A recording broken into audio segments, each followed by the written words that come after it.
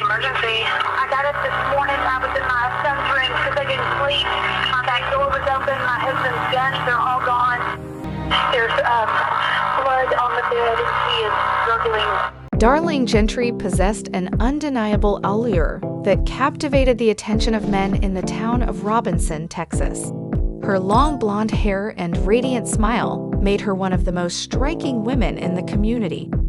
However, beneath Darlene's outward beauty lurked a sinister side, a true monster driven by an unwavering determination to accomplish her objectives, regardless of the consequences. Darlene, a native Texan born in 1974, possessed an undeniable magnetism that effortlessly drew people towards her from the moment she entered the world. Her natural charisma and charm allowed her to effortlessly captivate individuals of all ages and genders. It came as no surprise that Darlene quickly rose to the pinnacle of popularity in her school.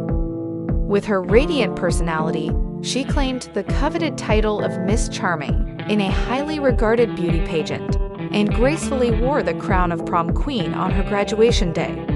Although her academic performance was average upon completing high school, Darlene harbored aspirations that reached far beyond the confines of her education. Fueled by a deep passion for healthcare and a genuine desire to make a positive impact, she set her sights on becoming a medical doctor. With unwavering determination, she enrolled at Texas College in Waco, embarking on a transformative journey that would ultimately lead her to the field of dentistry. Recognizing the pivotal role that oral health plays in overall well-being, Darlene made a deliberate choice to specialize in dentistry. Intrigued by the intricacies of dental care and its transformative potential, she devoted countless hours to mastering the craft. Her unwavering dedication and thirst for knowledge drove her to excel in her studies. Throughout her educational pursuit, Darlene's magnetic charm and ability to connect with others remained ever present. She effortlessly fostered strong relationships with her peers and professors, establishing a reputation for her warmth and genuine care. As she delved deeper into the field, Darlene discovered a profound passion for creating beautiful smiles and improving the oral health of her future patients.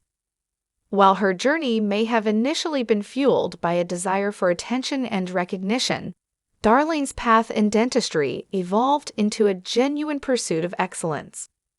With each stride forward, she embraced the opportunity to make a positive impact on the lives of those she would one day serve as a healthcare professional. As Darlene continued to sharpen her skills and expand her knowledge, she eagerly anticipated the day when she would proudly bear the title of Dr. Darlene, a testament to her unwavering commitment to providing compassionate care and utilizing the artistry of dentistry to enhance the lives of her patients. During their college years, Darlene and Keith found themselves caught up in the vibrant social scene, attending numerous parties and events. It was at one of these gatherings that their paths crossed, and an instant connection sparked between them. Drawn together by an undeniable chemistry, they embarked on a whirlwind romance that seemed destined for greatness. However, fate had other plans for the young couple, and shortly after their college graduation in 1997, they found themselves facing an unexpected breakup. Keith's restless nature and desire for exploration led him to question the stability of their relationship, leaving Darlene heartbroken and unsure of what the future held. In search of solace and a fresh start, Darlene made the bold decision to relocate to Dallas, where new opportunities awaited her. Determined to embark on a journey of self-discovery, she immersed herself in the vibrant city, focusing on personal growth and building a life for herself. Meanwhile, Keith began to realize the depth of his feelings for Darlene. The separation had allowed him to reflect on their time together and recognize the true value of their connection. Fueled by a longing to rekindle their love, he made the decision to follow his heart and venture to Dallas, hoping to win back Darlene's affection. Initially, Darlene was guarded and hesitant to open herself up to the possibility of reconciliation. The pain of their previous breakup still lingered within her, and she was cautious about allowing herself to be vulnerable once again. However, Keith's unwavering persistence and heartfelt gestures slowly began to break down her walls, and she started to entertain the idea of giving their love a second chance. As they cautiously navigated the complexities of their renewed relationship, Darlene and Keith discovered the importance of forgiveness, growth, and understanding.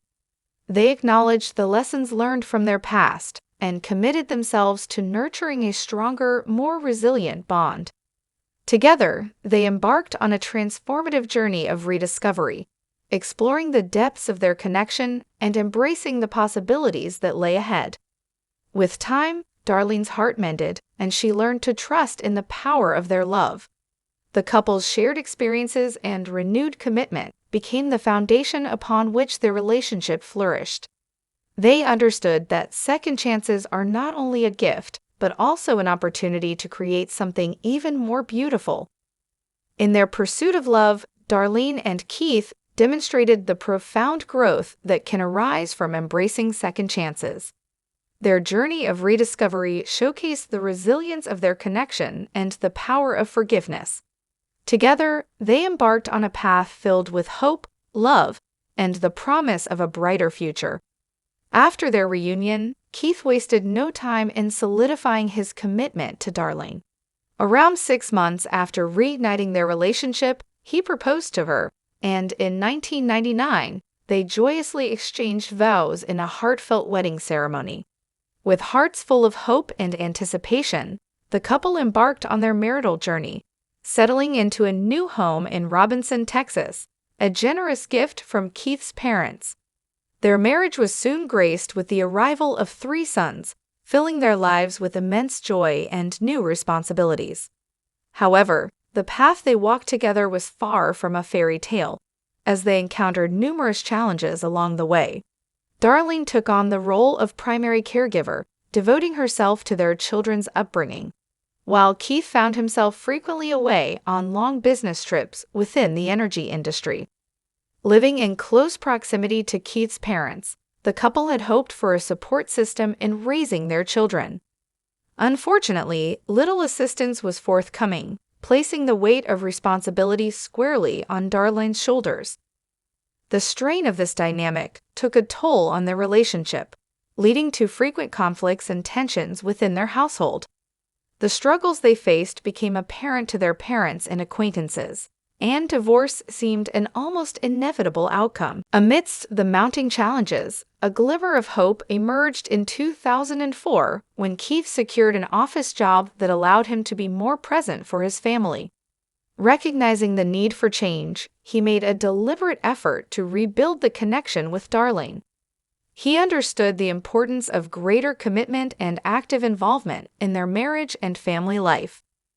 The couple stood at a pivotal crossroad in their relationship, teetering on the edge of separation.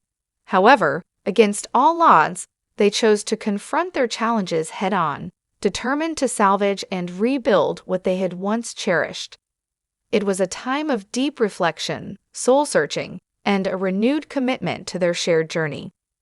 Though the road to reconciliation was undoubtedly difficult, Darlene and Keith exemplified resilience and a shared willingness to work through their issues.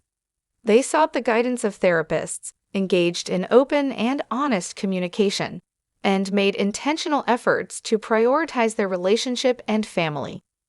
Through patience, understanding, and a steadfast commitment to growth, the couple managed to rebuild their bond and find solace in the enduring love that had initially brought them together.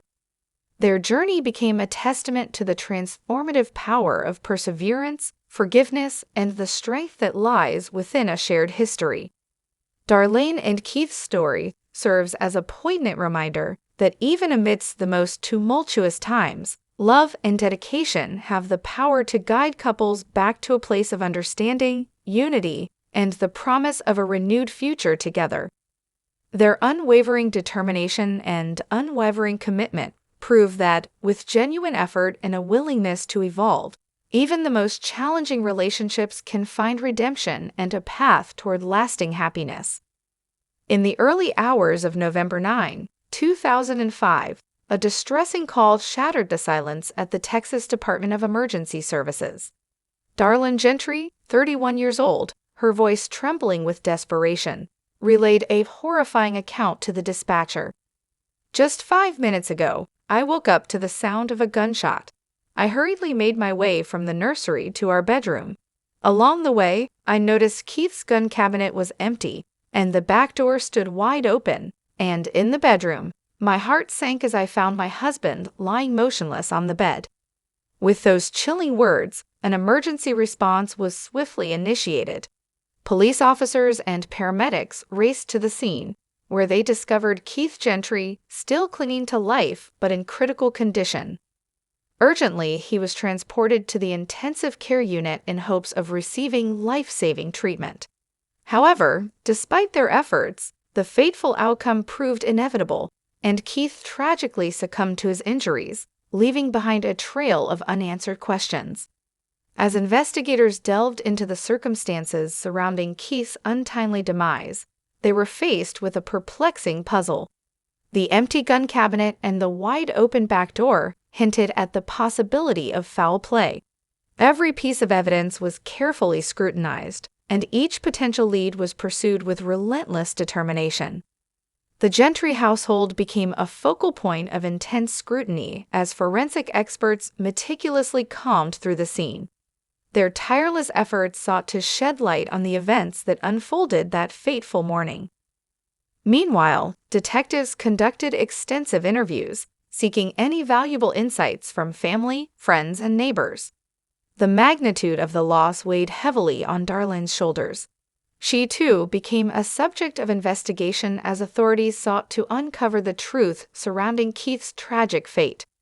With a mix of grief, confusion, and desperation, she provided her account of the incident, hoping to assist in piecing together the puzzle. Despite the exhaustive search for answers, the investigation proved to be a challenging and intricate journey. As time passed, theories emerged, offering possible explanations, but no definitive conclusion was reached. The case remained shrouded in uncertainty, leaving investigators and loved ones grappling with the lingering question of what truly transpired on that fateful November morning. The mysterious death of Keith Gentry cast a dark shadow over the lives of those involved, forever altering their paths and leaving an indelible mark on the community. The quest for justice and closure continued as authorities and loved ones yearned for a resolution that would bring solace and a sense of understanding in the face of this devastating tragedy. In the tight-knit community, shockwaves reverberated as news of Keith Gentry's untimely demise spread. How could anyone harbor ill intentions towards a beloved father of 3, a man widely regarded as good-natured and amiable? The townsfolk grappled with disbelief, struggling to comprehend the senseless tragedy that had befallen their cherished neighbor. It seemed inconceivable that Keith had crossed paths with someone harboring malice. The local authorities swiftly initiated their investigation. Their primary focus centered on Darlene, Keith's grief-stricken wife. In their quest for answers, law enforcement officials began by questioning Darlene, hoping to glean crucial insights into the sequence of events leading up to that fateful night. Tearfully recounting her side of the story, Darlene revealed that on the evening of November 8, she had ventured out with a friend. However, upon her return around 9 p.m., she found herself embroiled in a heated argument with her disgruntled husband, who expressed disapproval over her recent purchase of a new bag. Tensions escalated, and the couple found themselves entangled in a storm of emotions. Seeking respite from the escalating conflict, Darlene made the decision to take her husband's car keys and embark on a solitary drive, hoping that time and space would lend clarity to the situation. Approximately an hour later, she returned home, only to discover that Keith had already found solace within the confines of their bedroom. Reconciliation ensued, bridging the divide between them. Exhausted by the emotional turmoil of the evening, Darlene sought refuge in her son's room, tenderly caring for one of them who was battling illness. As the investigation unfolded, authorities diligently pursued every lead, meticulously piecing together the fragments of the puzzle. The conflicting emotions surrounding Keith's passing amplified the complexity of the case. The perplexing dichotomy between the outward perception of Keith as a caring family man and the hidden tensions that simmered within the confines of their home added layers of intrigue to the investigation. The quest for truth demanded unwavering dedication, as investigators sought to unravel the enigma surrounding Keith's tragic end. With hearts heavy with sorrow, the community awaited a resolution that would bring closure, while also grappling with the unsettling realization that darkness can lurk within the seemingly idyllic facade of ordinary lives. As the wheels of justice turned, the small town clung to hope, yearning for answers that would help heal the wounds inflicted upon their collective spirit. The legacy of Keith Gentry, a man loved and respected by many, remained etched in their hearts, serving as a reminder of the fragility of life and the significance of seeking truth in the face of adversity. Darlene's initial claim cast a shadow of doubt over the tranquil community. She adamantly maintained that an intruder had orchestrated the horrifying events that unfolded in their home. According to her harrowing account, a burglar had stealthily breached their sanctuary, absconding with Keith's firearm before launching a vicious assault and hastily making their escape. Yet, as meticulous investigators scrutinized the evidence, an intriguing revelation emerged, casting a shadow of suspicion on Darlene's narrative. Forensic experts closely examined the supposedly violated safe, only to conclude that no signs of forced entry were present. Instead, they made a startling discovery: a hidden key concealed amidst the jumble of papers within a desk drawer. The revelation struck the community with astonishment. As authorities delved deeper, their efforts yielded an unexpected twist. The missing firearms from Keith's safe were discovered in plain sight, casually strewn across the expanse of Gentry's backyard. The chilling revelation sent a collective shudder through the investigators' ranks. Among the recovered weapons, however, one notable absence sent a ripple of apprehension through the assembled detectives. A shared glance laden with unspoken understanding passed among the investigators. It was at that moment when one voice broke the uneasy silence, uttering words that sent shockwaves through the room. "I believe she's responsible." The weight of suspicion now firmly settled upon Darlene's shoulders, unraveling the intricate tapestry of deceit woven throughout the investigation. The once trusted account of a burglary dissolved into an intricate web of questions, demanding answers that would reveal the truth shrouded beneath the veneer of deception. With the whispers of doubt intensifying, the community grappled with an unsettling realization. The woman they had known for years, the center of attention, now stood at the center of an enigmatic and tragic tale. As the investigation forged ahead, the search for justice ignited a glimmer of hope for Keith Gentry's loved ones, who yearned to understand the truth that lay concealed amidst the layers of betrayal and deceit.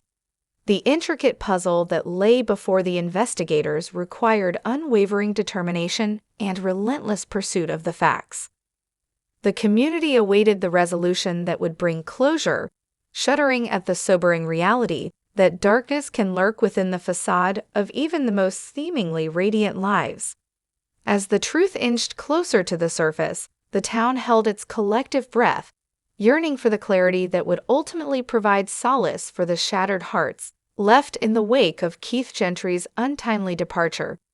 In the face of an evolving narrative, the pursuit of truth and justice became paramount, a solemn tribute to a man lost, a community fractured, and the unwavering resolve to uncover the obscured fragments of a devastating puzzle. As the investigation progressed, disconcerting details surrounding Darlene's behavior began to surface, further fueling the growing suspicion surrounding her involvement in the tragic events that unfolded. 3 key observations stood out, each painting a perplexing portrait of a woman seemingly detached from the gravity of the situation. Firstly, during the lengthy 2-hour interrogation at the police station, Darlene's apparent lack of concern for her husband's well-being raised eyebrows. Astonishingly, not once did she inquire about Keith's condition. Strikingly absent was the expected anxiety, the genuine worry that would naturally accompany a spouse grappling with the potential loss of a loved one. Even when informed that Keith was still alive, her response remained strangely void of emotion. Equally troubling was the absence of any discernible signs of grief. Darlene's countenance betrayed no tears streaming down her face, no faltering of her voice laced with sorrow. Instead, her demeanor mirrored that of a dispassionate participant in an unremarkable conversation, a detachment that seemed incongruous with the devastating circumstances surrounding her husband's critical condition. However, the most disturbing aspect that cast an eerie shadow over Darlene's character was her inexplicable failure to administer basic first aid to her ailing spouse. Astoundingly, as a trained dentist, one would expect her to possess the requisite skills to provide immediate assistance in a medical emergency.